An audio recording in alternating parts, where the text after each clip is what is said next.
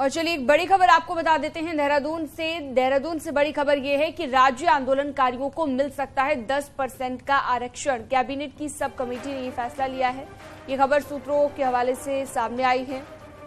जल्द आरक्षण पर अध्यादेश सरकार की ओर से लाया जा सकता है और सरकारी नौकरियों में आरक्षण का फायदा इसके जरिए मिलेगा। कमेटी ने आंदोलनकारियों के प्रत्यावेदन को सुना है। कमेटी के चेयरमैन मंत्री सुबोध उनियाल का बयान सामने आया है। 10 फरवरी को कैबिनेट को कमेटी रिपोर्ट सौंपेगी और मंत्री सौरभ बहुगुणा, एसीएस राधा रतूड़ी भी इस दौरान मौजूद रही। तो सरकारी नौकरियों को लेकर ये काफी महत्वपूर्ण हो जाता है और इस पर ज्यादा जानकारी के लिए दीपांकर भट्ट मेरे सहयोगी हमारे साथ लाइव जुड़ गए हैं। दीपांकर, 10 फरवरी को कैबिनेट को ये कमेटी रिपोर्ट सौंपेगी। फिलहाल क्या क्या जानकारियां सूत्रों के हवाले से निकलकर सामने आई है आरक्षण को लेकर? बिल्कुल, राज्य आंदोलनकारियों को उत्तराखंड में ये लाभ पहले मिलता रहा, लेकिन 2017 में के बाद इसमें तमाम तरह दिक्कतें रही। शासनादेश पे रोक लगाई गई और अब पुष्कर सिंह धामी सरकार ने इस पर कदम आगे बढ़ाया और ये कोशिश की कि राज्य के आंदोलनकारियों को इसका लाभ मिले। कैबिनेट की सब कमेटी बनी, जिसकी कल गुरुवार को मीटिंग हुई। उस कमेटी ने अपनी रिपोर्ट तैयार कर ली है। रिपोर्ट को कैबिनेट में रखा जाएगा, लेकिन जो सूत्रों के हवाले से खबर है कि कैबिनेट ने इस बात को स्वीकार किया है कि राज्य आंदोलनकारियों को उत्तराखंड में सरकारी नौकरियों का जो लाभ पहले मिलता रहा है, जो फायदा उन्हें मिलता रहा है, वो मिलना चाहिए। इस सूत्रों के हवाले से खबर है। तो अब ये कमेटी रिपोर्ट सौंपेगी सरकार को, कैबिनेट में रखी जाएगी रिपोर्ट और माना यह जा रहा है कि राज्य आंदोलनकारियों को भी उत्तराखंड में जो पहले से व्यवस्था कायम थी, दोबारा से वो लाभ यहां पर मिलना शुरू होगा। तो अगर देखें तो पुष्कर सिंह धामी गवर्नमेंट में 3 फैसले अगर हम देखें तो पहला फैसला महिलाओं को जो आरक्षण को लेकर रहा कि 30% आरक्षण मिलना चाहिए सरकारी नौकरी में, उसका कानून बन चुका है।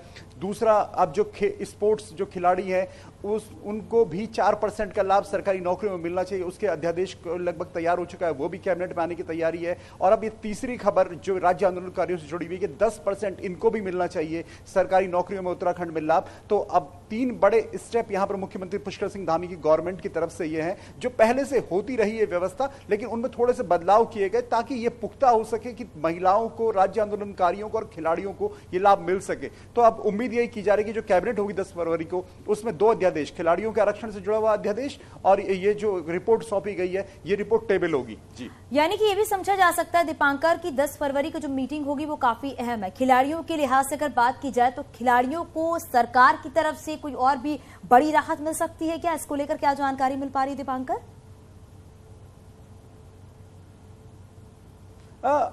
10 फरवरी की कैबिनेट बहुत अहम कैबिनेट होगी, चाहे जोशीमठ के लिहाज से हो। खिलाड़ियों के जो आरक्षण दिया जाना है 4% का, उसका अध्यादेश तैयार हो चुका है, अध्यादेश आएगा कैबिनेट में और फिर जो विधानसभा सत्र होगा, माना जा रहा है कि आने वाले विधानसभा सत्र में वो कानून की शक्ल ले लेगा। और अब जो कल सब कमेटी की बैठक हुई है, खासतौर पर राज्य आंदोलनकारियों को लेकर, यह भी माना जा रहा है कैबिनेट में आएगा। लेकिन खिलाड़ियों के लिए भी मुख्यमंत्री पुष्कर सिंह धामी ने इस बात का भरोसा दिया था कि 4% आरक्षण का लाभ जो साल 2013 तक मिलता रहा था खिलाड़ियों को, अब उसे आगे भी दिया जाए। तो कुछ बदलाव के साथ उसमें संशोधन है और उस संशोधनों के साथ अब जब यह व्यवस्था कायम होगी तो खिलाड़ियों को भी फायदा मिलेगा। महिलाओं को लेकर कानून पहले ही बन चुका है और अब बिल्कुल दीपांकर, और अब इंतजार 10 फरवरी की मीटिंग की जा रही है कि आखिरकार इस मीटिंग में क्या कुछ और अहम बातें सामने निकल कर आती हैं और क्या बड़े ऐलान जो है वो किए जा सकते हैं इस मीटिंग के दौरान ही। बहुत शुक्रिया दीपांकर इस पूरी जानकारी के लिए।